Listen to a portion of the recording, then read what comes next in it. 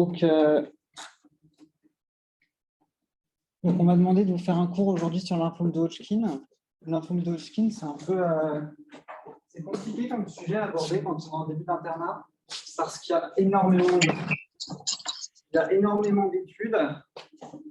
Donc, j'ai essayé de vous montrer un peu les cheminements qui sont arrivés au traitement qu'on fait aujourd'hui en pratique.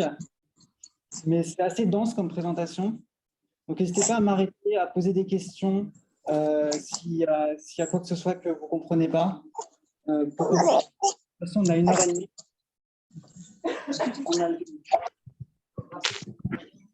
Qui ont laissé leur micro allumé. Ouais, pour les nouveaux, là, si vous pouvez bien couper vos micros. On entend beaucoup de bruit de fond. Ouais, super, merci. Donc, on va commencer par une introduction. Je vais parler un peu d'épidémiologie, des sous-types du micro-environnement, du bilan initial du lymphome de Hodgkin. Je vais dire un mot sur la TEP et sur la radiothérapie. Et ensuite, on va parler du traitement, donc la première ligne thérapeutique qui est dans le lymphome de Hodgkin adapté aux facteurs de risque en fonction de 3 groupes qu'on va voir en détail. On va parler un petit peu des patients de plus de 60 ans et on va parler un petit peu des protocoles pédiatriques qu'on peut utiliser jusqu'à 25 ans.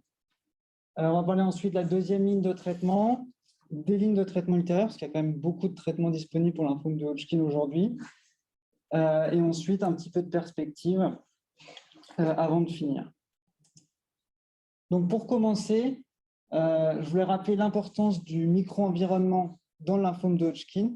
Quand on regarde une biopsie de lymphome de Hodgkin, ce qui est frappant par rapport à d'autres types de lymphomes, c'est qu'il y a très peu de cellules tumorales. Si vous regardez une biopsie de lymphome B différentes cellules, vous allez voir que des grosses cellules. C'est que des cellules tumorales.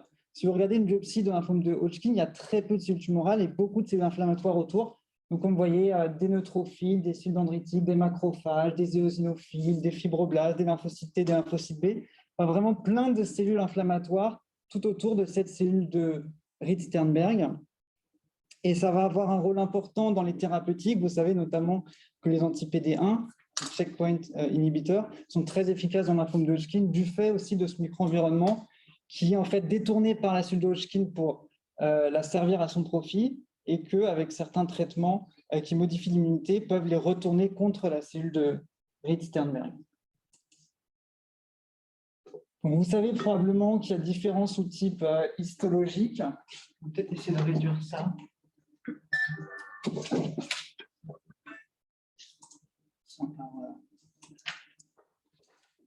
Vous savez qu'il y a plusieurs types histologiques dans le lymphome de Hodgkin. Donc, il y a un sous-type histologique qui est vraiment majoritaire, c'est le lymphome de Hodgkin scléronodulaire. Donc, c'est vraiment celui qu'on retrouve dans la grande majorité des patients, surtout chez les patients jeunes. Puis, il y a d'autres sous-types qui sont un peu plus rares. Le lymphome de Hodgkin à céllularité mixte, celui-là, c'est plutôt chez des patients avec des déficits immunitaires, des VIH, et puis le lymphome de Hodgkin riche en lymphocytes ou à déplétion lymphocytaire qui sont beaucoup plus rares. Et il y a le sous-type, le dernier sous-type, c'est le lymphome de Hodgkin nodulaire à prédominance lymphocytaire, ou le paragranulome de Popema-Lenart, c'est son ancien nom. Souvent dans les services, on l'appellera le Popema. On dira le patient a un Popema.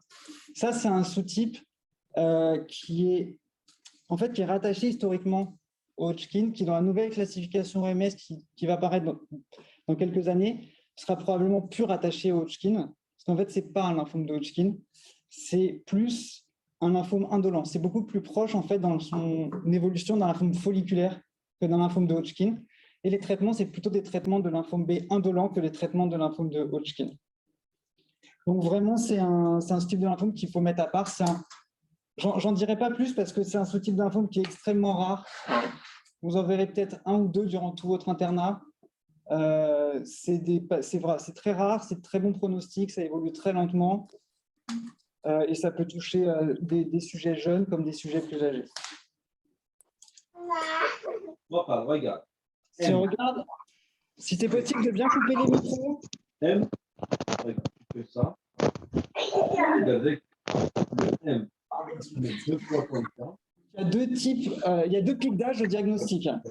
Ça, c'est le M. Il y a surtout le M une fois. Belkadi, est-ce que tu peux couper ton micro, s'il te plaît? Ah, d'accord. Merci. Donc, je disais, il y a 2 pics d'âge au diagnostic. Un premier pic d'âge aux alentours de 20-30 ans et un deuxième pic d'âge après 60 ans. Souvent, on présente, en fonction des courbes, les 2 pics d'âge peuvent être à peu près équivalents. J'aime bien cette courbe parce que ça représente vraiment la réalité, en tout cas, de ce qu'on voit nous à Saint-Louis et même de ce que j'ai pu voir ailleurs. C'est beaucoup de jeunes. Et il y a des patients après 60 ans, mais ils sont quand même moins nombreux. La grande majorité des patients, c'est des jeunes entre 15 et 35 ans. Vous voyez bien sur cette courbe en bleu, le lymphome de Hodgkin scléronodulaire, c'est vraiment l'écrasante majorité des patients. Et les autres sous-types sont assez rares, un petit peu plus fréquents chez les sujets âgés, notamment le SFIB à céllularité mixte. Le lymphome de Hodgkin est un peu plus fréquent chez les femmes que chez les hommes. Et en fait, ce qui est intéressant dans ces courbes, c'est de voir la différence d'incidence en fonction de l'âge dans les pays développés et les pays moins développés. En fait, ce qu'on voit en rouge, c'est les États-Unis, en bleu, c'est la Suède. Donc, on voit bien dans ces 2 courbes un gros pic chez les jeunes et un pic un peu moins important chez les sujets âgés. Et si on regarde en jaune ou en bleu foncé, ces 2 courbes-là, qui sont Mani, donc les Philippines et New Delhi en Inde, on voit que l'incidence augmente avec l'âge et que cette pathologie est peu fréquente chez les jeunes et plus chez les sujets âgés. C'est quelque chose qui a déjà été décrit depuis longtemps dans la forme de Hodgkin, par exemple dans les fratries. C'est souvent les patients qui ont le Hodgkin, c'est souvent des patients qui sont seuls, qui n'ont pas de frères et sœurs. En fait, une des hypothèses, c'est un peu comme les maladies auto-immunes ou l'asthme, c'est le fait d'avoir peu d'exposition à des antigènes, peu de stimulation antigénique, encourager des réponses immunitaires ou des maladies de Hodgkin.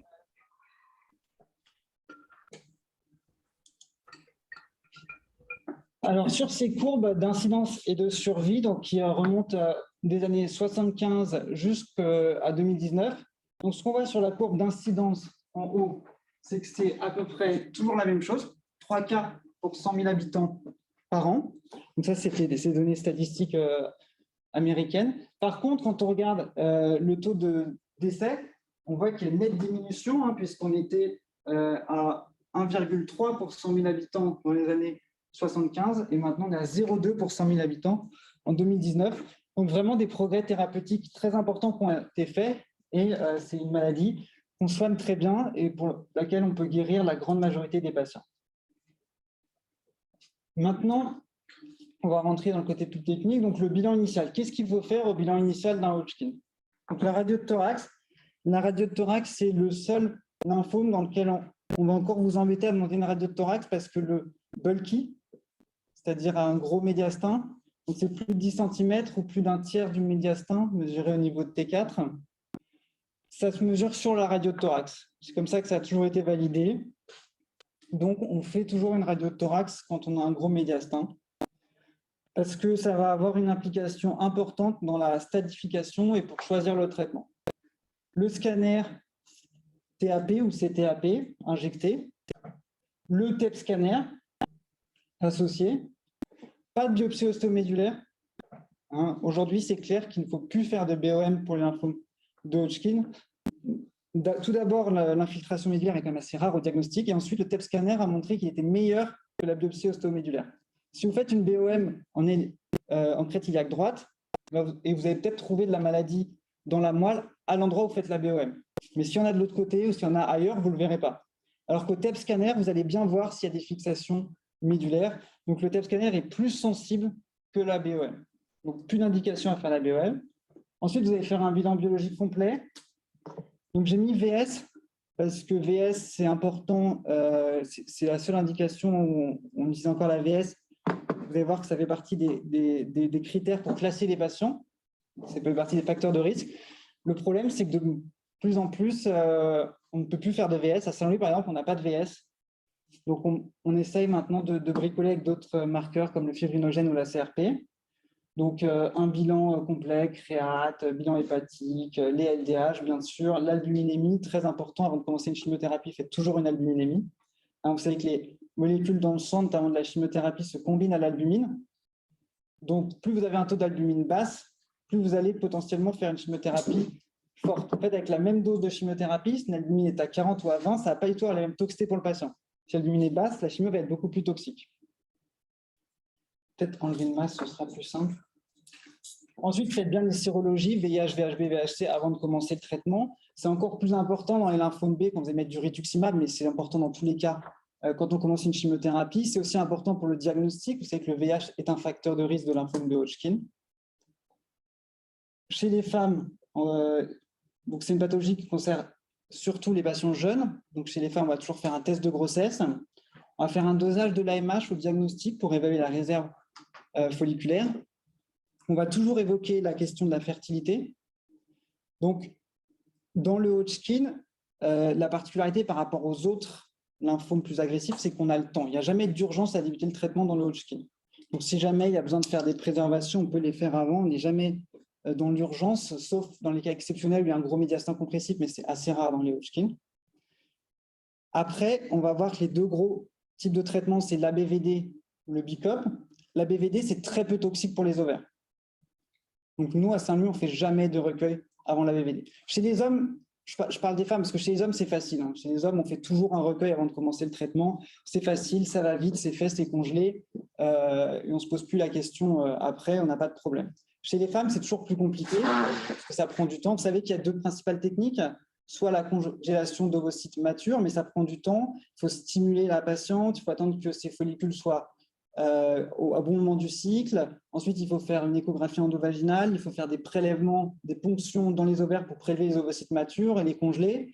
Donc, c'est une technique qui prend du temps et en plus qui a un taux de grossesse qui n'est pas forcément énorme à la fin. Et la deuxième technique, c'est la congélation de cortex ovarien. Donc là, c'est une célioscopie et on va prendre une ovaire entière en fait et on va congeler après son cortex. Et ça, c'est quelque chose qui, je pense, plutôt à privilégier aujourd'hui, parce qu'on sait qu'enlever une ovaire ne va pas forcément entraîner de ménopause précoce par rapport à… Avoir une ovaire par rapport à deux, ça n'entraîne pas d'insuffisance hormonale. Et ensuite, remettre une ovaire à une patiente, ou en tout cas du cortex ovarien, à une patiente après la fin du traitement, ça lui permet de retrouver sa fonction exocrine, donc d'avoir une fertilité, mais également sa fonction endocrine, si éventuellement elle a une ménopause précoce à cause des traitements qu'elle a eus, notamment le traitement de deuxième ligne, l'autogreffe. Mais nous, notre attitude thérapeutique à Saint-Louis, c'est de quasiment jamais faire de prélèvement avant de commencer le traitement, parce que avec l'inflammation qui est associée dans les stades localisés, la BVD est très peu toxique. Donc avec la BVD, il n'y a aucun intérêt à faire un prélèvement. Donc ça, c'est clair. Et pour les stades étendus, il y a souvent beaucoup d'inflammation. Et avec l'inflammation, les prélèvements sont difficiles, notamment le prélèvement d'ovocytes matures. Et maintenant, comme vous allez voir, on a diminué l'intensité des chimiothérapies. Donc, il y a beaucoup moins d'hypofertilité après le traitement. Et l'attitude qu'on a à Saint-Louis, c'est on fait le traitement, on fait un bilan hormonal initialement, on fait le traitement, on refait un bilan hormonal à 1 an. Et éventuellement, s'il y a 1 an, on voit que les chiffres sont un peu bas, on propose à ce moment-là une préservation de la fertilité. Typiquement, une jeune femme de 20 ans qui fait un Hodgkin, elle est traitée. À la fin du traitement, on regarde, sa fertilité est baissée. Elle a encore la capacité d'avoir des enfants, mais elle n'a pas de projet d'avoir des enfants tout de suite. Maintenant, vous savez que les femmes veulent avoir des enfants de 30-35 ans. On sait qu'elle va avoir un surrisque d'avoir une ménopause précoce. Donc, on prélève à ce moment-là, on congèle. Et puis, au moment où elle a un désir de fertilité, on a cette possibilité, même si elle a 30 ou 35 ans. Ensuite, la voie veineuse centrale, le PAC, important dans les lymphomes de Hodgkin, les traitements sont avec des injections répétées. Estimation de la FEVG avant un traitement par anthracycline, qui est la drogue phare. Les EFR chez les patients fumeurs, puisqu'on va utiliser de la bléomycine, qui est un traitement toxique, qui a un effet radiomimétique, entraîne des fibroses pulmonaires. Et c'est quoi, on en a parlé. Ouais. Est-ce que vous pouvez rappeler les critères de Bulky, s'il vous plaît? Alors, Bulky, c'est une masse de plus de 10 cm ou un index médiastinothoracique supérieur à 0,3.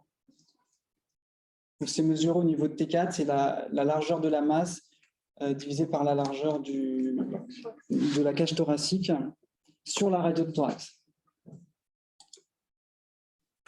Donc, dans votre bilan initial, vous allez faire votre scan et votre TEP pour avoir le stade de Ann Arbor, sachant qu'il y a une petite particularité, la rate dans le Hodgkin, ça fait partie des ganglions.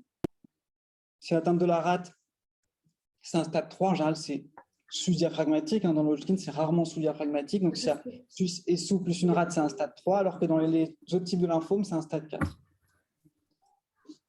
Ensuite, vous allez évaluer s'il y a des signes B ou pas. Donc, les signes B, la perte de poids de plus de 10%, la fièvre depuis une semaine, les sueurs nocturnes profondes. Souvent, il y a du prurite aussi dans le lymphome de Hodgkin. Parfois, il y a les adénopathies douloureuses après injection d'alcool. J'ai vu une patiente il y a 2 jours qui avait ça vraiment de manière très stéréotypique, mais c'est assez rare en fait. C'est vrai que c'est un patient sur 5, voire un patient sur 10 qui l'a réellement.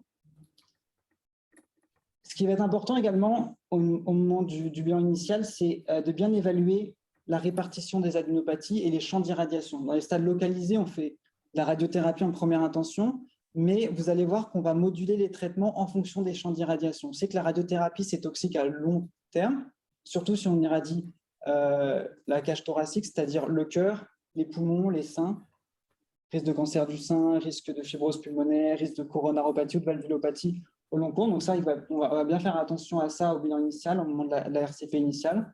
Bulky, on en a parlé. Et le nombre d'aires ganglionnaires, qui va être important aussi. Est-ce que ce serait important de doser aussi la TSH ultrasensible? La TSH, c'est utile avant la radiothérapie cervicale, parce qu'il y a des hypothyroïdies avec la radiothérapie. On peut le faire. Je ne le fais pas systématiquement, mais s'il y a une radiothérapie cervicale, c'est bien de le faire. Donc, première ligne thérapeutique. Donc, ce qui est important, c'est d'adapter le traitement aux facteurs de risque. Donc, quels sont ces facteurs de risque?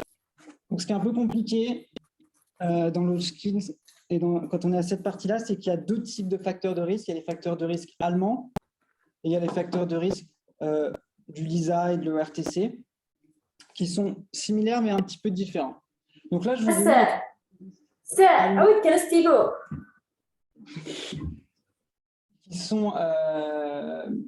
qui sont ceux que je vais utiliser pour la suite de l'exposé. Donc les stades avancés, c'est facile. C'est stade 3, stade 4 ou stade 2 avec une atteinte extraganglionnaire ou stade 2 avec un gros médiastin, donc bulky. 2B, pardon. 2B avec gros médiastin, 2B avec atteinte extraganglionnaire ou stade 3 à 4, c'est stade avancé. Les stades favorables, c'est les stades 1 ou 2 sans facteur de risque. Et les stades localisés défavorables, les stades intermédiaires, ce sont les stades 1 ou 2 avec des facteurs de risque qui sont l'atteinte de 3 aires ganglionnaires ou plus, ou 2 aires ganglionnaires s'il y a des signes B, une VS supérieure à 50, et on a vu que les 2 autres facteurs de risque, c'est pour passer au stade avancé.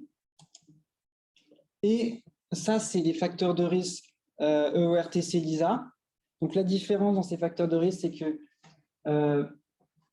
il n'y avait pas l'histoire des 2 aires ganglionnaires, c'était que 3 aires ganglionnaires ou plus. En plus, les patients de plus de 49 ans étaient considérés comme à risque et il y avait le critère VS supérieur à 50 ou VS supérieur à 30 si présence de signe B.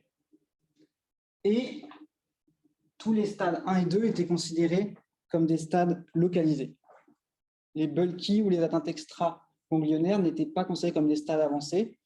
Mais en fait, ça a un peu changé puisque dans la dernière étude qui considérait les stades avancés, faite par le LISA, l'étude AHL 2011 dont on va parler tout à l'heure, les patients de ces catégories-là, avec des gros médiastins, des atteintes extraganglionnaires, étaient considérés comme des stades avancés. C'est pour ça que j'ai choisi les critères allemands pour la suite, mais sachez qu'il y a des petites différences entre les 2 critères. Ils sont très faciles à retrouver, on les retrouve partout. Un mot sur le TED. Donc vous allez voir que dans l'histoire du lymphome de Hodgkin, on a eu, disons, dès le début, on a eu des très bons résultats avec la radiothérapie puis avec la chimiothérapie. Et dès le début des années 2000, on a eu des très bons résultats avec la chimiothérapie. Et depuis début des années 2000, en fait, tous les essais thérapeutiques et tout ce que je vais vous montrer après, ça a été comment diminuer la toxicité à long terme du traitement, puisqu'il s'agit des sujets jeunes avec de très bons taux de résultats. Donc, on se focalise vraiment sur les effets secondaires à long terme. Et donc, tous les essais thérapeutiques récents dans le Hodgkin, l'idée, c'était comment diminuer la chimiothérapie. Et le TEP est un très bon moyen pour ça, parce qu'on va pouvoir rapidement, après 2 cures, savoir quels sont les patients qui sont très bons répondeurs, pour qui on peut s'arrêter vite dans le traitement, et quels sont les patients répondeurs lents ou mauvais répondeurs, pour qui il faut faire un traitement plus intensif. Donc, le TEP a vraiment une place majeure dans le lymphome de Hodgkin pour le bilan initial, pour le stade Ann Arbor. Le TEP permet de reclasser des patients par rapport au scanner. On va avoir des lésions supplémentaires par rapport au scanner, notamment les lésions médulaires, et également après pour ajuster les traitements en fonction de la réponse. Donc, pour interpréter le TEP, dans le lymphome de Hodgkin, on utilise le score de Deauville. Je ne sais pas si vous avez déjà entendu parler du score de Deauville, donc en tout cas, vous allez en entendre parler beaucoup. Donc, c'est basé sur les SUV par rapport à des données physiologiques que sont le médiastin et le foie. Donc, Deauville, 1, c'est s'il n'y a aucune prise aucun SUV en dehors des zones physiologiques. Donc, les zones physiologiques, il y a le cerveau, le cœur, la vessie pour les voies urinaires, pour l'élimination. Et dans ce qui va nous intéresser, le médiastin et le foie. Un score Deauville à 2, c'est quand c'est entre comme le médiastin ou un peu en dessous. Stade 3, c'est entre le médiastin et le foie. Stade 4, c'est un petit peu plus que le foie. Et stade 5, c'est beaucoup plus que le foie. À l'origine, en tout cas, telle qu'elle est publiée, l'échelle de Deauville, c'est une échelle visuelle. Ça ne repose pas sur les SUV. C'est le nucléariste qui regarde l'image et qui dit là, ça fixe un petit peu plus que le foie. Donc, c'est un stade 4. C'est un Deauville 4. Là, ça fixe beaucoup plus que le foie. Maintenant, on se sert aussi des SUV, mais sachez que la publication qui décrit le score Deauville, c'est vraiment une échelle visuelle. Et pour le protocole AHL 2011, qui était on va en parler plus en détail tout à l'heure, qui était un protocole chez les sujets avec des stades avancés, chez qui on commençait fort avec du BICOP, et ensuite on désescaladait en fonction du TEP. Les critères qui ont été retenus pour une rémission complète, c'est score Deauville 1, 2, 3 et 4 jusqu'à 140% du foie. Au-delà de 140% du foie, c'était considéré comme un échec. Jusqu'à 140% du foie, c'était considéré comme une rémission complète. Et ce qui est intéressant, c'est que ces données ont été également validées sur des données d'un essai allemand qui était l'essai HD18.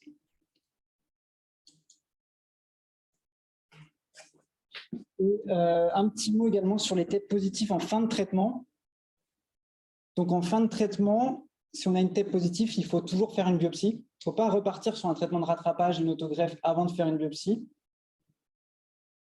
Si la biopsie est négative, ça veut dire que ça vous répond à inflammation, grossièrement. Et ben, il ne faut pas traiter le patient.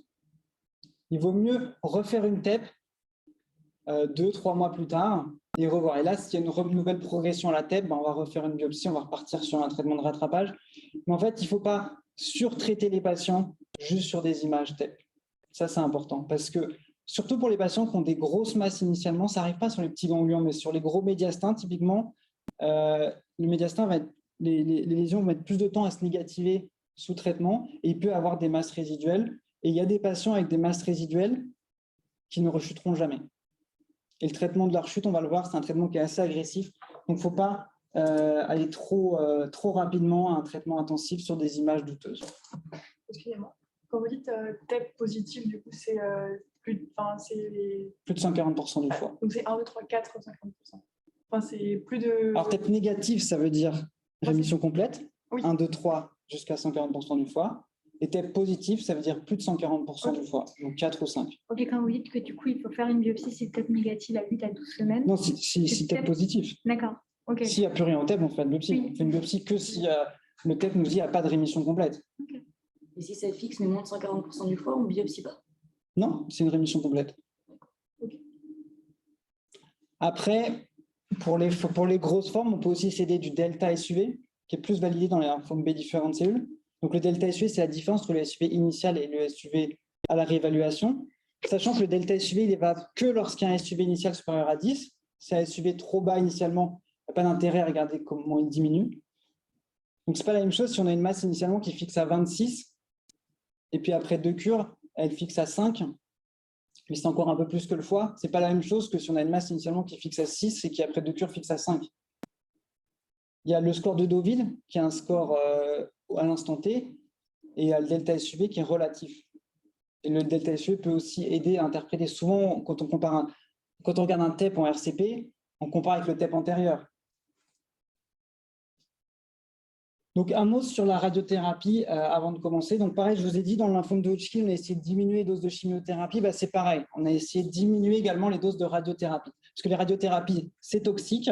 Et en plus, ce n'est pas une toxicité linéaire, comme vous voyez sur ces courbes, c'est une toxicité exponentielle. Donc, en fonction de la dose de radiothérapie qui est administrée, vous voyez que plus la dose est importante, plus il y a des risques de mortalité liés à des maladies cardiovasculaires, notamment des coronaropathies, des valvulopathies ou des AVC.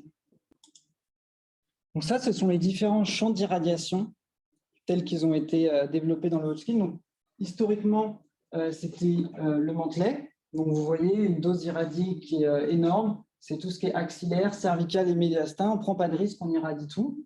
Donc, c'était efficace, hein, ça a guéri beaucoup de patients. Mais c'est des patients qui, 10 ans après, vont faire des coronaropathies, vont être stentés, vont faire des péricardites constrictives, des valvulopathies. Enfin, c'est très toxique à long terme. Ensuite, on a développé l'Involve-Film. Donc, vous voyez, déjà, on a restreint par rapport aux lésions initiales atteintes. Le top du top, c'est l'Involve-Node, INRT. Le problème de l'INRT, c'est-à-dire qu'on va cibler précisément les ganglions tels qu'ils étaient au diagnostic. Le problème, c'est que pour pouvoir faire ça, il faut que la TEP initiale ait été faite en position de radiothérapie.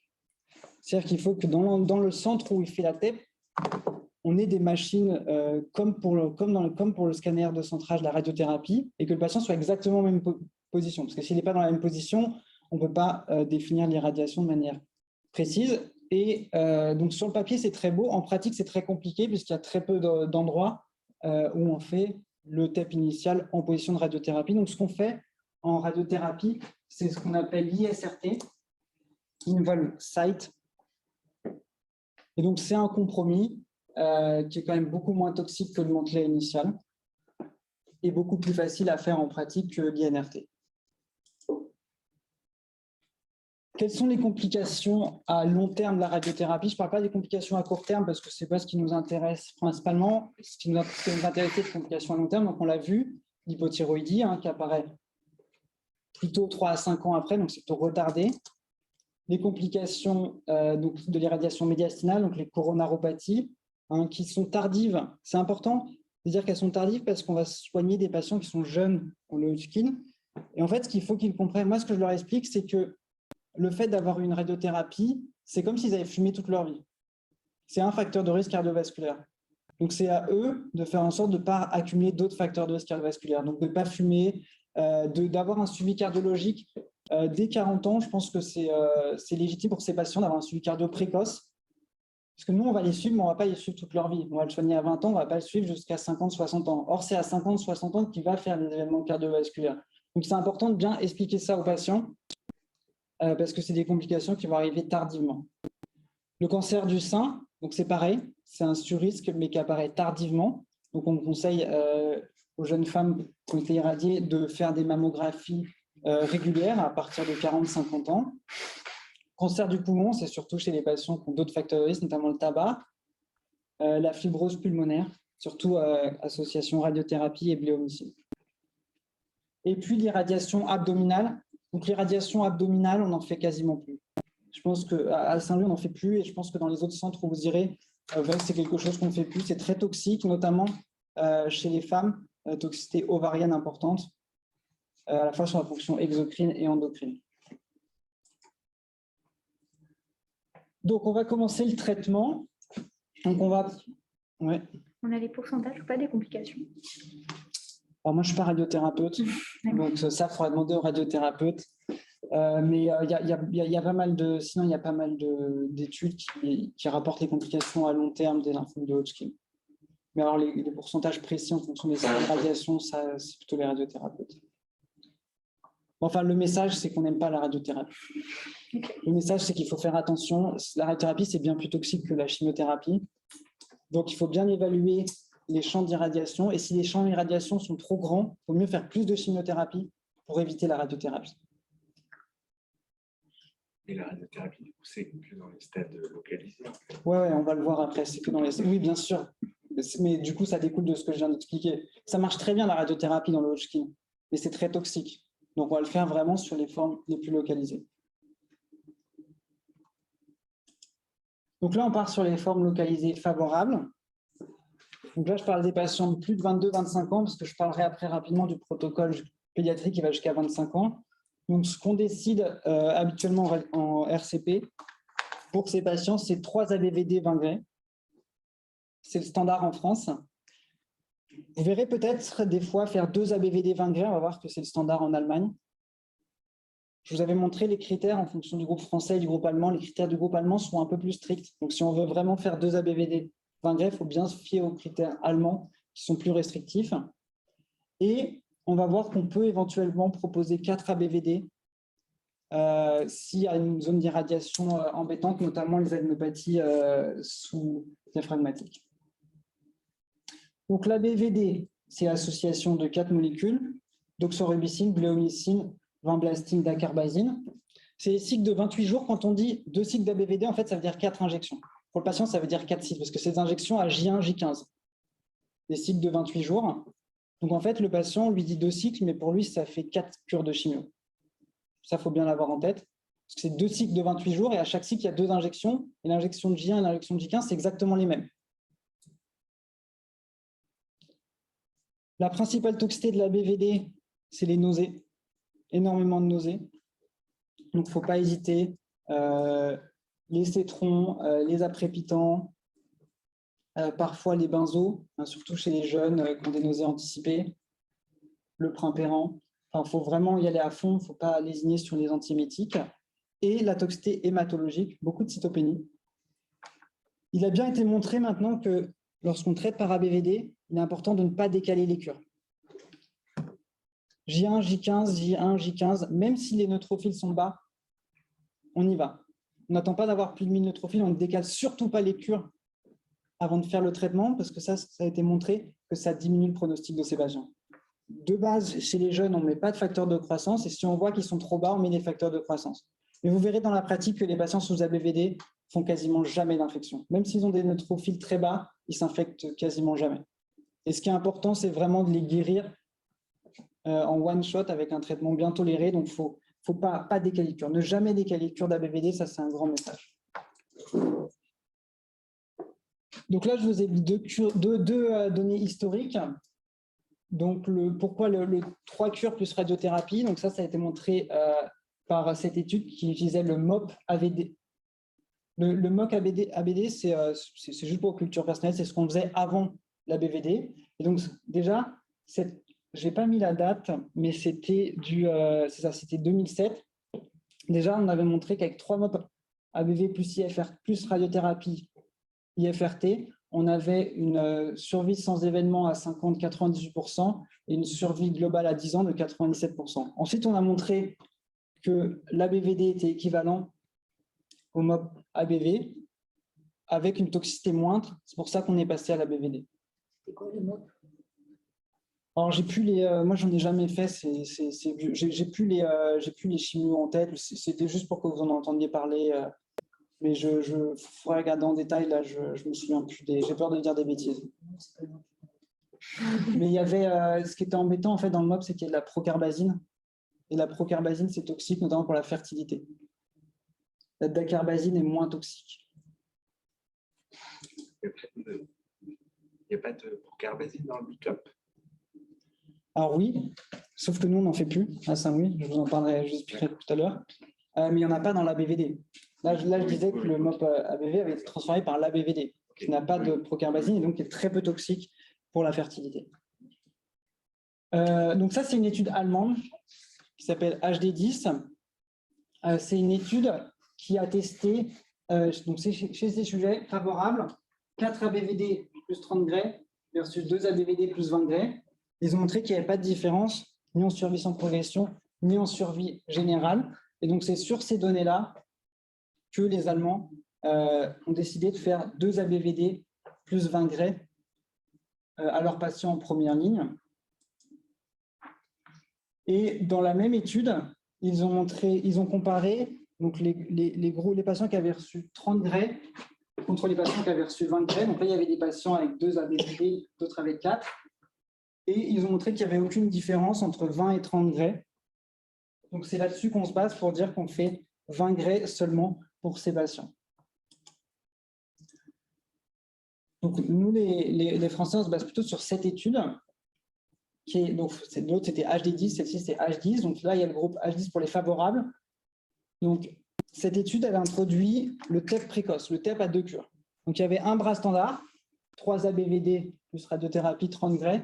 Le plus 6 Gray, c'était un boost sur les grosses masses, quelque chose qu'on ne fait plus aujourd'hui. Et il y avait le bras adapté à la TEP, TEP2 négatif, 4 ABVD, sans radiothérapie. L'idée, c'était vraiment de supprimer la radiothérapie, la toxine de la radiothérapie. TEP2 positif, une escalade avec 2 bicopes et une radiothérapie 30 Gray. Si on regarde les résultats, ce qu'on voit, c'est que le fait de retirer la radiothérapie, de faire 4 ABVD, de 3 ABVD plus 30 Gray, il y a une diminution de la PFS, presque de 10% à 5 ans, mais sans différence en survie globale. Donc il y a un peu plus de patients qui vont rechuter. Bon, 90% des patients vont quand même être guéris avec 4 ABVD. Ce n'est pas un mauvais traitement, mais on passe à 99% avec la radiothérapie, mais en survie globale, il n'y a pas de différence. Il y a 2 autres études, une étude allemande et une étude anglaise, qui ont fait ces mêmes études à chaque fois. Donc les Allemands, vous avez vu, ils étaient à 2 ABVD 20 Gray, ils ont même poussé le vice jusqu'à faire que 2 ABVD. Bon, ils ont montré qu'ils avaient plus de rechutes. Les Anglais ont montré la même chose. Donc la radiothérapie en première ligne, malheureusement, on ne peut pas s'en passer, ça fait quand même mieux que de faire que de la chimiothérapie.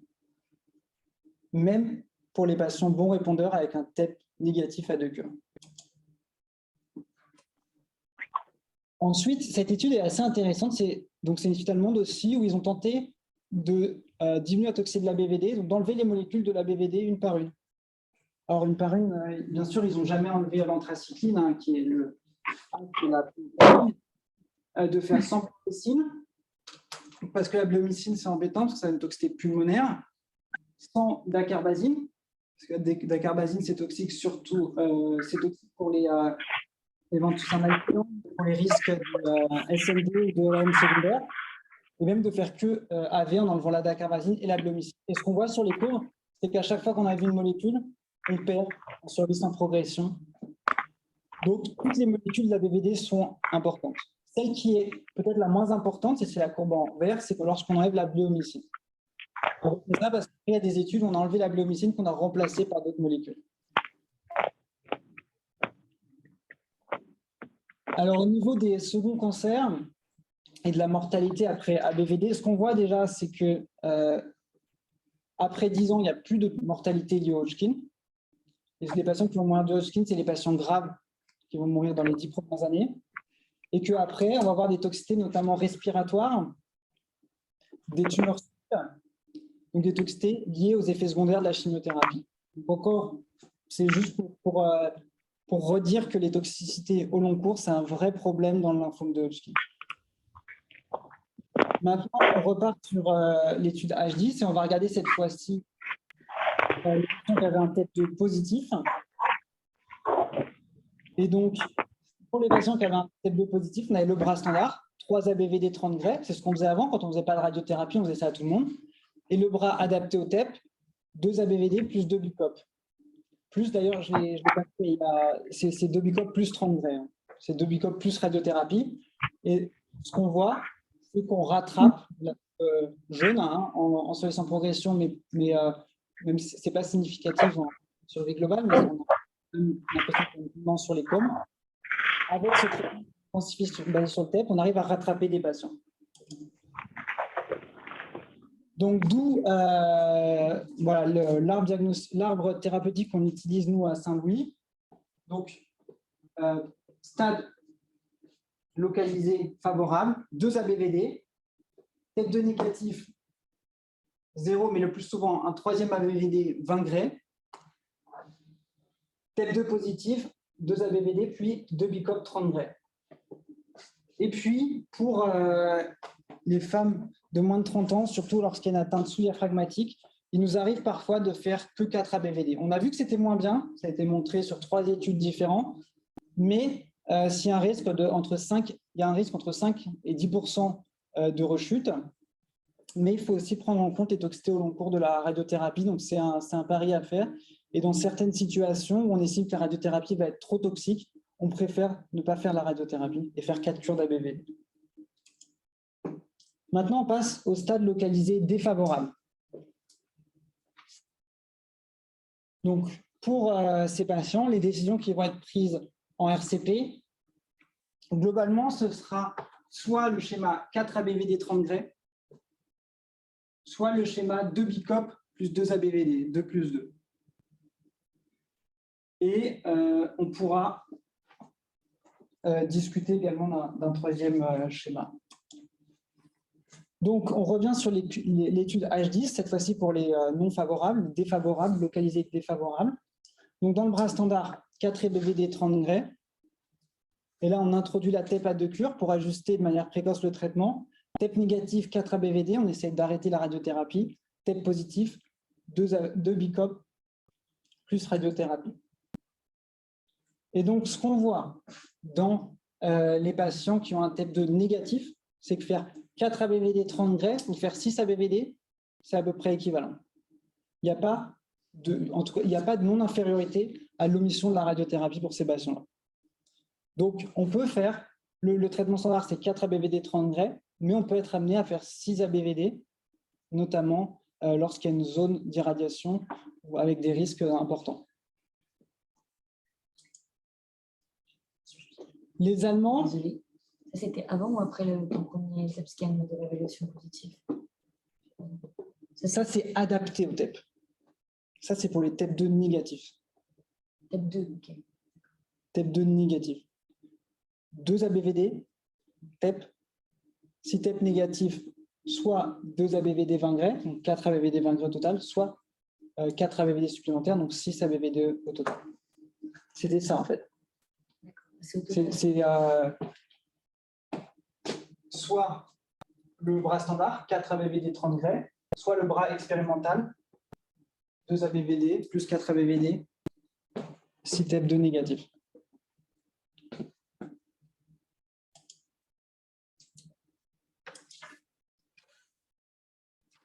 Les Allemands, de leur côté, ils ont essayé, à la place de faire 4 ABVD plus radiothérapie, de faire quelque chose de plus agressif. Ils faisaient 2 BICOP, 2 ABVD plus radiothérapie. Donc, ce qu'ils ont montré dans cette étude, c'est qu'ils font mieux, hein, la courbe rouge, 2 BICOP, 2 ABVD plus radiothérapie, contrairement à 4 ABVD plus radiothérapie. Mais, et ils ont montré également qu'avec ce schéma, ils n'avaient pas plus de cancer secondaire, en tout cas avec le suivi qu'ils avaient. Mais c'est une étude sans TEP.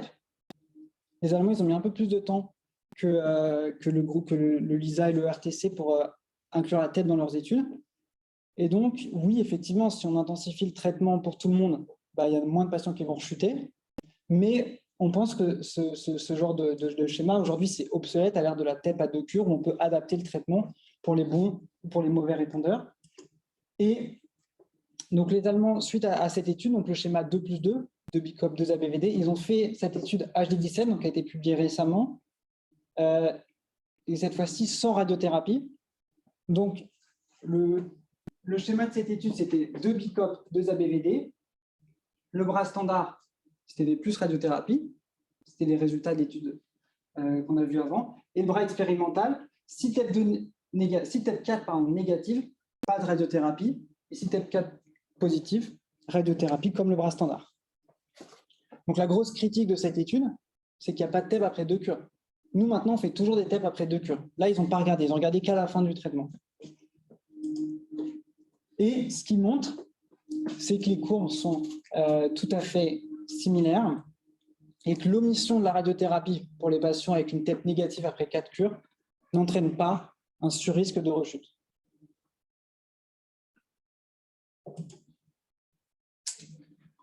Du coup, pour les stades intermédiaires, on a deux options.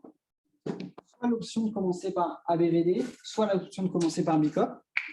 Comment on va faire ce choix en radiothérapie, en pratique, pardon, c'est que quand on fait 2 BICOP en premier, on sait qu'après on va faire 2 ABVD et qu'il n'y aura pas de radiothérapie. Donc ça, c'est nous en fait le choix est assez facile en RCP. On regarde les champs d'irradiation. Gros champ d'irradiation, on va aller vers ça. Petit champ d'irradiation, on va aller par là. Parce que le BICOP, c'est un traitement qui est quand même beaucoup plus toxique que la BVD. Ça fait plus de passages à l'hôpital, ça fait plus de mucite, ça fait plus d'asthénie, plus de cytopénie. Enfin, c'est vraiment plus fatigant. Même quand on n'en fait que 2, ça passe encore, mais c'est quand même beaucoup plus toxique que la BVD. Et donc, dans le bras BICOP, c'est 2 BICOP, tête de moins, 2 ABVD.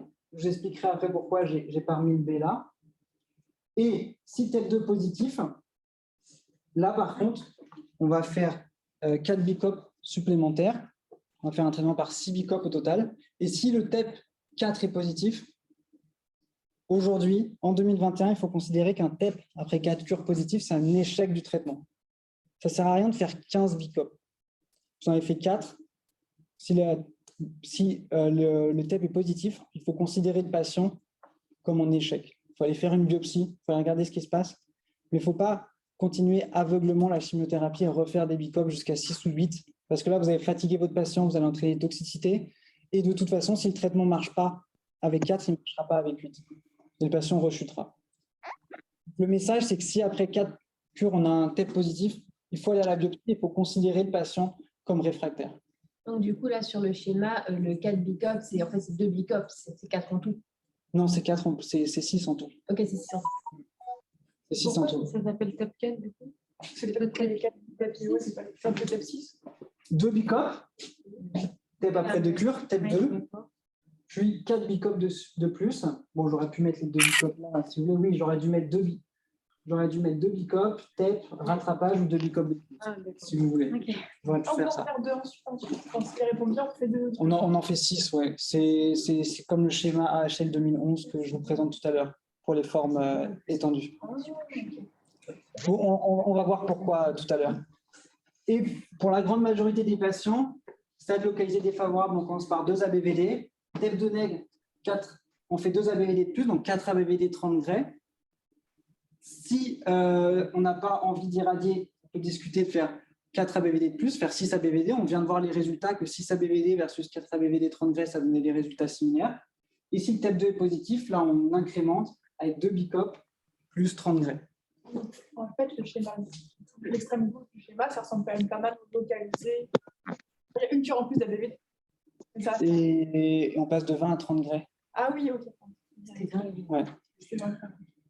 Ouais, c'est compliqué. Hein. C'est compliqué parce que, comme vous avez vu, il y a plein d'études qui ont été faites. Il y avait les traitements de base. Après, on s'est dit, on va voir ceux qui répondent bien, ceux qui répondent moins bien. Enfin, c'est compliqué. J'essaye de vous expliquer comment ça s'est fait petit à petit. Je sais que vous n'allez pas retenir grand-chose de ce cours, mais ce n'est pas grave. Vous allez en avoir d'autres et au fur et à mesure, vous retiendrez. Maintenant, on passe au stade avancé. Donc, stade 3, stade 4, plus les 2B avec un gros médiastin ou une atteinte extra-ganglionnaire. Là, c'est plus facile, parce que là, on fait le schéma AHL 2011.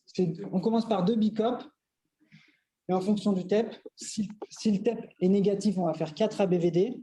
Si le TEP est positif, on va faire 4 BICOP supplémentaires. C'est pour ça que juste avant, je vous ai dit, si je reviens en arrière, c'est ça en fait. Ceux qui sont TEP de plus, on fait 4 BICOP, on fait 6 BICOP en plus. Ça, c'est basé sur l'essai HAL 2011 ou les TEP de plus avec 4 BICOP supplémentaires. Si vous voulez, je vous donne les diapos après. Hein. Ce serait mieux que de prendre des photos. Donc, alors cette étude, c'est pour... Alors, oui, un mot important, vous allez voir, quand on parle de BICOP, des fois on parle de BICOP escaladé. Vous voyez là, le BICOP, c'est pour BICOP escaladé. Ou des fois, vous avez BICOP avec ESC derrière. En fait, il y a plusieurs types de BICOP qui ont été développés. Le BICOP de base, il a été comparé à l'ABVD. Il donne les mêmes résultats en termes d'efficacité, mais il est plus toxique. BICOP de base, on n'en fait pas. BICOP 14, il n'a jamais montré de bénéfice. Et en fait, le BICOP qu'on fait, c'est le BICOP escaladé. Donc, quand je dis BICOP, en fait, ce que je veux dire, c'est BICOP escaladé. C'est la même chose. Le BICOP normal, il n'existe plus. Le BICOP 14, il n'existe plus. Donc, le seul BICOP qu'on fait en pratique et le seul BICOP que vous trouvez sur le logiciel Chimio, c'est le BICOP escaladé. On dit qu'il marche bien, alors que là, c'est un peu pour lui que le e-BICOP sur le cours. Il est en 83 et l'autre 82. Donc, dans cette étude, 14. ce que... Ouais. Pardon ? Celui qu'on fait plus, le vert. Oui, le 14. Non, le BICOP 14, on ne fait pas, c'est tous les 21 jours le Il y a une BICOP. survie supérieure au e-BICOP, là, dans ce qu'on voit. Ce n'est pas statistiquement significatif. Et c'est la même chose, une survie sans progression à 10 ans qui est de 83,7 contre 83,6. Et il y en a un, et surtout c'était 8 BICOP 14. Alors, en fait, ce que je veux vous montrer dans cette courbe, c'est qu'on ne fait plus jamais 8 cures. On ne fait plus jamais 8 BICOP. 6 BICOP, ça suffit. 6 BICOP escaladés, ça suffit. C'était le standard. Maintenant, vous avez vu qu'en fonction de la TEP, on peut même désescalader. Mais on ne va jamais au-delà de 6 BICOP. Si le patient est TEP 4 positif, c'est que le traitement n'est pas bon. Il faut changer de traitement. Il ne faut pas aller jusqu'à 8. Et en plus, on a vu qu'en passant de 6 à 8 BICOP, pas de 8 à 6 BICOP, il y a quand même beaucoup moins de toxicité. Notamment les cancers secondaires, les syndromes myodysplasiques et les leucémies. Ensuite, une petite particularité locale, donc ça historiquement c'est Pauline Brice qui a développé ce schéma qui maintenant est de plus en plus utilisé, notamment en Angleterre, qui a été présenté récemment au congrès, qui va être représenté en oral à l'âge cette année. C'est le schéma BICON. Donc qu'est-ce qu'est la différence entre le BICOP et le BICON? La grosse différence, c'est qu'on ne va pas faire la procarbazine. La procarbazine, c'est ce qu'on appelle aussi le natulant. C'est des cachets qu'on donne aux patients qui va prendre pendant 7 jours, pendant les 7 premiers jours de la chimio. Et ça, c'est très gonadotoxique. Alors que la dacarbazine est moins gonadotoxique. Donc, dans le BICOL, le choix qui a été fait, c'est de remplacer les 7 jours de procarbazine par 2 jours de dacarbazine en intraveineux. Ensuite, autre chose importante à regarder sur ce schéma, c'est les corticoïdes. C'est 7 jours dans le BICOP. Initialement, c'était 14 jours, mais dans l'étude AHL 2011, c'est 7 jours et maintenant, il ne faut plus faire 14 jours. Les corticoïdes, c'est toxique, ça donne plein de complications au long cours. Ça majeure les complications infectieuses, surtout avec le BICOP qui donne des cytopénies, des mucites. Donc, pas plus de 7 jours de corticoïdes. Soyez vigilants là-dessus parce que c'est vraiment important de ne pas donner trop de corticoïdes qui sont inutiles et toxiques. Et donc, le BICON, donc nous, c'est ce qu'on fait. Nous, on ne fait plus de BICOP. À Saint-Louis, on ne fait que du BICON. Il y a de plus en plus de données, il y a de plus en plus de centres qui le font. Donc maintenant, il y a les données qui vont être présentées à l'âge sur quelques centaines de patients qui montrent que rétrospectivement, ça a l'air de faire aussi bien que le BICOP. On n'aura jamais d'études randomisées BICOP versus BICON. On ne trouvera jamais d'argent, il n'y a jamais de laboratoire pharmaceutique qui va mettre de l'argent là-dedans. Donc, on n'aura jamais la réponse formelle. En tout cas, on a de plus en plus d'éléments qui nous montrent que ce n'est pas moins efficace. En tout cas, c'est moins toxique. Donc, nous, on fait ça à Saint-Louis parce qu'on est assez sensible sur les questions de fertilité. Donc, en fait, depuis tout à l'heure, pour notre BICOC, c'est BICON. Alors, c'est centre dépendant, quoi. C'est centre dépendant, c'est ça. Ça dépend. Moi, j'étais à Lille avant. À Lille, on ne faisait pas de BICOP, on faisait que du BICOP. Mais si je fais ce cours et si je vous parle de ça, c'est aussi pour rapporter dans les centres et leur dire « Ah, on a entendu parler de… » En plus, il y a un abstract à l'âge le mois prochain. On va faire une étude publique, mais il n'y a pas de… Comment? Public, non, académique, il n'y a personne qui veut financer. On ne trouvera jamais d'argent pour faire ça. Non, c'est une étude qui ne sera jamais faite. Ouais, on est encore naïf, nous. Donc, le lymphome de Hodgkin défavorable. Donc, l'étude AHL 2011, c'est une étude du LISA, étude française, enfin francophone, qui est vraiment notre standard pour les stades avancés. Donc, 3-4 plus les 2B bulky extra-nodulaires. Donc, on commence fort par du BICOP escaladé 2 cures, on fait une TEP. Si la TEP est négative, on désescalade à la BVD, on fait 4 cures. Si la TEP est positive, on continue par le BICOP jusqu'à 6 cures. même si la TEP4 est négative, à partir du moment où la TEP2 est positive, on va jusqu'à 6 cures de BICOP. Si la TEP4 est positive, on considère le patient comme en échec. Et j'ai remis les critères de rémission complète, les critères qui permettent de désescalader le traitement, d'OVID 1, 2, 3 ou 4 jusqu'à 140% du fois. Et ce qu'on voit dans cette étude, c'est en rouge le bras 6 BICOP, quel que soit le TEP à 2 cures, on le fait mais on ne le regarde pas, et le bras expérimental adapté au TEP. Et vous voyez qu'il n'y a pas de différence, ni en survie sans progression, ni en survie globale à 5 ans. Les résultats sont tout à fait similaires. Donc ça me permet de valider cette attitude thérapeutique qui est la nôtre aujourd'hui.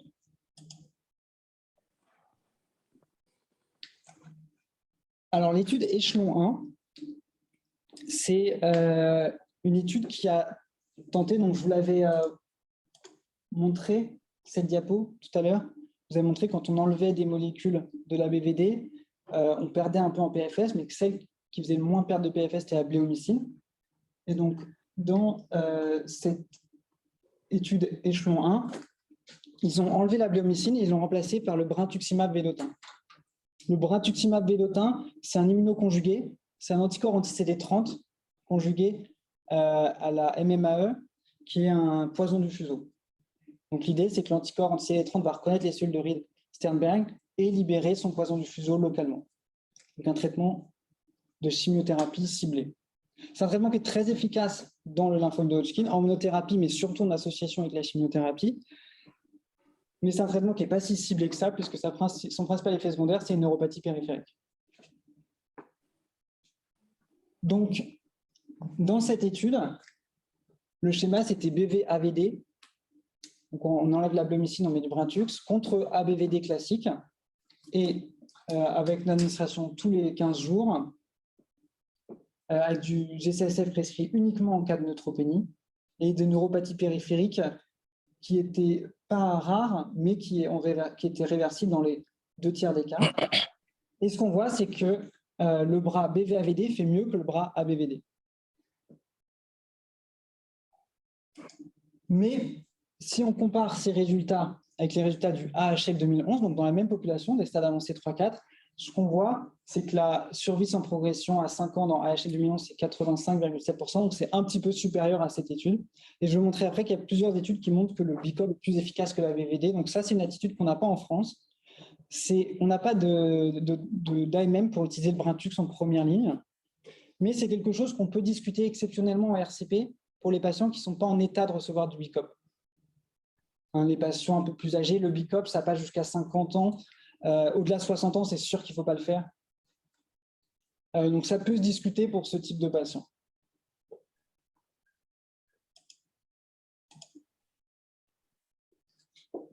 Donc, ça, c'est une étude de poulet, en fait, de 4 essais thérapeutiques randomisés sur les lymphomes de Hodgkin défavorables, stade 3-4. Plus ou moins gros médiastin et atteinte extranodulaire. Et ils ont comparé l'ABVD au BICOP. Donc, ce n'est pas une étude randomisée qui fait frontale. C'est vraiment, ça, c'est plutôt de l'ordre de la méta-analyse. Et ce qu'ils ont montré, c'est qu'on voit en PFS que le BICOP est plus efficace que l'ABVD, avec une PFS à 7 ans de 71 contre 80%. Et en survie globale, il y a une tendance également à avoir un bénéfice au BICOP. Donc, ça nous renforce, nous, pour nous dire qu'il faut faire du BICOP en première ligne. Après, quand on voit les toxicités, le BICOP, c'est plus toxique. Pour la BVD, il y avait 4%, donc 25 cas de cancer secondaire, aucun cas de SMD ou d'LAM, alors qu'avec le BICOP, il y avait 6,5% de cancer secondaire, dont 13 SMD et LAM. Donc, le BICOP est plus toxique, ça c'est sûr, mais en parallèle, il y a 13% des patients qui étaient autogreffés dans la BVD, qui rechutaient et qui avaient le traitement de rechute qui est l'autogreffe, alors que seulement 6% des patients étaient autogreffés après BICOP. Et toutes ces toxicités, cancer secondaire et SMD, ça arrive surtout quand on fait 6 BICOP. Et comme vous l'avez vu, c'est de moins 6 BICOP, puisque la plupart des patients sont type 2 négatifs.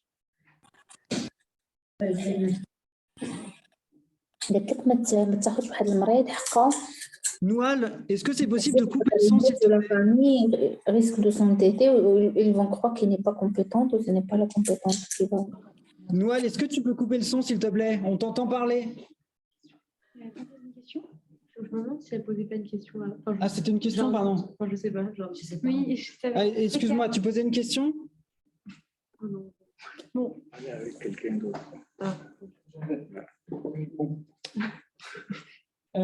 Et il y a cette étude également, qui est une étude de coût-efficacité, qui montre que parmi tous les schémas qu'on peut faire en première ligne, donc entre l'ABVD, le BICOP, SICUR, AHL 2011, donc BICOP plus ou moins adaptation au TEPA de cure, ou le BVAVD. Le BVAVD, donc c'est l'étude d'échelon qu'on vient de voir, Brintuximab plus AVD, c'est clairement et de loin le plus cher, parce que Brintuximab est vendu très cher. Et le schéma le moins cher, c'est celui qu'on fait du AHL 2011. Voilà, un mot sur l'étude Rattle, donc c'est une étude anglaise qui étudiait, après 2 cures d'ABVD, chez les TEP négatifs, la possibilité de supprimer la bleomycine. Donc là, on parle de patients qui ont des stades étendus, stade 3 ou 4. En fait, stade 3 ou 4, nous, notre attitude thérapeutique en France et en Allemagne et en Europe, globalement, c'est plutôt de faire du BICOP en premier. Mais l'attitude des Américains, c'est plutôt de faire de l'ABVD. Des Américains et des Anglais, c'est plutôt de faire de l'ABVD. Donc, avant cette étude, ils faisaient 6 ABVD. Et ils ont vu qu'avec un TEP2 négatif, ils ont essayé ABVD versus AVD. On a vu que la bleomycine était le moins importante de tous. Donc, ils se sont dit peut-être que 2 cures de bleomycine, c'est suffisant. Et ils ont montré effectivement qu'il n'y avait pas d'intérêt à poursuivre la bleomycine dans la BVD après 2 cures à base de bleomycine si les patients sont bons répondeurs TEP2 négatifs. Donc, cette étude elle est importante parce que dans tous les schémas, vous avez vu à la fin, après deux ABVD, je mettais AVD et pas ABVD parce qu'après 2 ABVD, on arrête la bleomycine. Plus on fait de bleomycine, plus c'est toxique, notamment sur le poumon, notamment chez les sujets âgés. Donc, si on peut la supprimer tôt, on la supprime.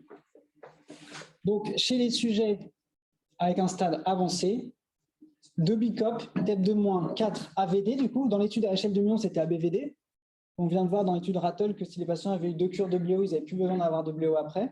Dans le BICOP, il y a de la bléomycine. Donc, nous, on a fait le choix à Saint-Louis d'arrêter la bléo après 2 cures. Donc, ça, c'est une proposition de Saint-Louis. Hein. Ce n'est pas la proposition qui était dans l'étude AHL 2011, mais nous, on pense que c'est raisonnable d'arrêter la bléo après 2 cures. Et pour les TEP2 positifs, 4 BICOP. Pour les patients encore positifs après 4 cures, on part vers une biopsie, un traitement de rattrapage. C'est ce que je viens de vous expliquer selon Rattle. Donc ça, c'est le récapitulé de tout ce que je viens de vous expliquer. Je vous passerai les diapos, donc vous l'aurez. J'ai une question. Ouais. C'était sur les stades intermédiaires. Oui. On va y arriver. Je t'écoute. J'ai peut-être loupé, mais comment est-ce qu'on choisit entre commencer par 2 ABVD ou 2 BICOP sur la zone d'irradiation. Le traitement standard en France, c'est 4 ABVD plus 30 gray. Ouais. Oui. Le traitement standard en Allemagne, c'est plutôt 2 BICOP, 2 ABVD. Donc, nous, on va plutôt avoir tendance à partir vers 4 ABVD 30 gray, mais peut-être que ça va changer dans les années à venir. C'est une étude de 2 BICOP, 2 ABVD. C'est une étude très récente qui a été publiée cette année, donc on commence juste à s'y faire. Pour nous, c'est vraiment les champs d'irradiation. Petit champ d'irradiation, peu de risque d'effets secondaires, 4 ABVD 30 gray. Gros champ d'irradiation, typiquement une atteinte cervicale qui descend sur le médiastin, 2 BICOP, 2 ABVD. Voilà, ça, je vous en parle pour que vous soyez au courant, mais je pense qu'il y a peu de centres qui suivent ce protocole. Donc ça, c'est le protocole pédiatrique. Donc les études, c'est de 15 à 25 ans, que nous, on utilise pour les patients de 15 à 25 ans. Pourquoi? Parce qu'il y a moins de radiothérapie et c'est moins gonadotoxique. Donc l'obsession des pédiatres, c'est de ne pas avoir de toxicité à long terme, logique du fait de leur population. En général, en hémato, ils ont souvent eu des meilleurs résultats que les protocoles d'adultes, pour différentes raisons. Et c'est pourquoi nous, on a décidé de suivre ce protocole à Saint-Louis chez les patients de moins de 25 ans.